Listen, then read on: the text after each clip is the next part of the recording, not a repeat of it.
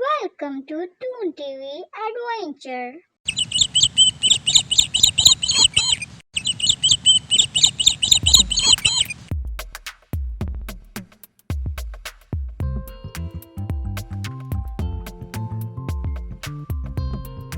ایک دفعہ کا ذکر ہے کہ کسی گاؤں میں ایک آدمی نے ایک گھوڑا پال رکھا تھا۔ وہ اپنے گھوڑے سے بہت محبت کرتا تھا اور اس نے اس کا نام ممکرا رکھ دیا۔ وہ روز اسے واک پر لے جایا کرتا تھا۔ ایک دن جب عید الاضحیٰ کے دن قریب آ گئے تو اس نے ایک بچڑا خریدنے کا سوچا اور اگلے دن ہی وہ منڈی چلا گیا اور وہاں سے ایک خوبصورت بچڑی خرید لایا اور اس کا نام اس نے ببلو رکھ دیا۔ شروع میں گھوڑا ببلو سے بہت اکتایا کرتا تھا اور اس کی طرف دیکھتا بھی نہیں تھا، لیکن آہستہ آہستہ ان دونوں میں ایک گہری دوستی بنتی گئی۔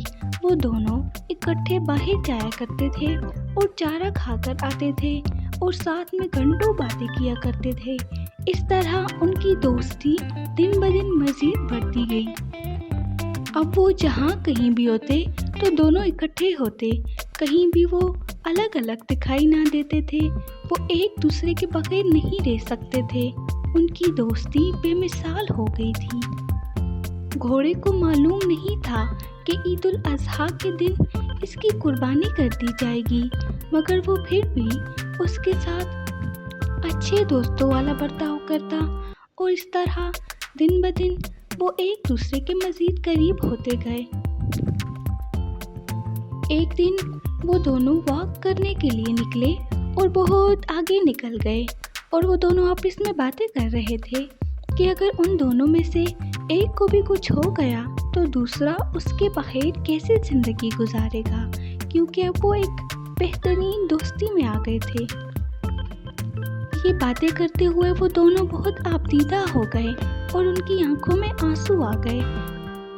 جدائی کا سن کر انسان کیا جانور بھی رونے لگ جاتا ہے۔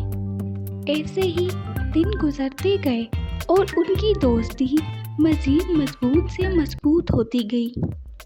وہ ایک دوسرے کے بغیر کھانا نہیں کھاتے تھے، گھنٹوں بیٹھ کر وہ باتیں کیا کرتے تھے اور وہ ساتھ واک کرنے بھی جایا کرتے تھے۔ ان کا مالک ان کی دوستی دیکھ کر خوش بھی ہوتا تھا، مگر دوسری طرف وہ اداس ہو جایا کرتا تھا، کیونکہ عید الاضحیٰ کا دن قریب آنے والا تھا اور ایک دن ببلو نے قربان ہو جانا تھا اور اس گھوڑے نے اکیلے رہ جانا تھا۔ اسی وجہ سے ان کا مالک بہت پریشان تھا کہ ببلو کے قربان ہونے کے بعد اس کے گھوڑے کا کیا ہوگا۔ ان کے مالک نے نادانی میں ان دونوں کو ایک جگہ پر باندھنا شروع کر دیا تھا۔ وہ چاہتا تھا کہ وہ دونوں ساتھ مل کر کھائیں پئیں، مگر یہ دیکھ کر کہ ان کی دوستی اتنی مضبوط ہو گئی ہے کہ اب وہ ایک دوسرے کے بغیر کھانا بھی نہیں کھاتے، نہ ہی واک پر جاتے ہیں، اور جب تک وہ گھنٹوں باتیں نہ کریں ان کا دن نہیں گزرتا۔ ان کا مالک یہ دیکھ کر بہت پریشان تھا۔ اسے سمجھ نہیں آ رہی تھی کہ اسے کیا کرنا چاہیے۔ اب اس نے یہ معاملہ ایسے ہی رہنے دیا اور وہ عید الاضحیٰ کے آنے کا انتظار کرنے لگا کہ جب عید الاضحیٰ آئے گی تو ببلو کی قربانی کر دی جائے گی۔ اس کے بعد گھوڑا خود بخود اکیلا رہنے کا عادی ہو جائے گا۔ ایسے ہی دن گزرتے گئے۔ بالآخر عید الاضحیٰ کا دن آ ہی گیا اور گھوڑے کے سامنے ببلو کی قربانی کر دی گئی۔ جب ببلو کی قربانی ہو رہی تھی تو گھوڑے کی آنکھوں میں آنسو آ گئے اور ساتھ میں وہاں کھڑے تمام افراد کی آنکھوں میں آنسو آ گئے، کیونکہ ان کی دوستی بے مثال تھی۔ وہ واحد جانور تھے جو ایک دوسرے کے بغیر نہیں رہ سکتے تھے، گھوڑا اور دوسری طرف بچڑی۔ ایسی دوستی کے بارے میں نہ ہم نے کبھی دیکھا اور نہ کبھی سنا۔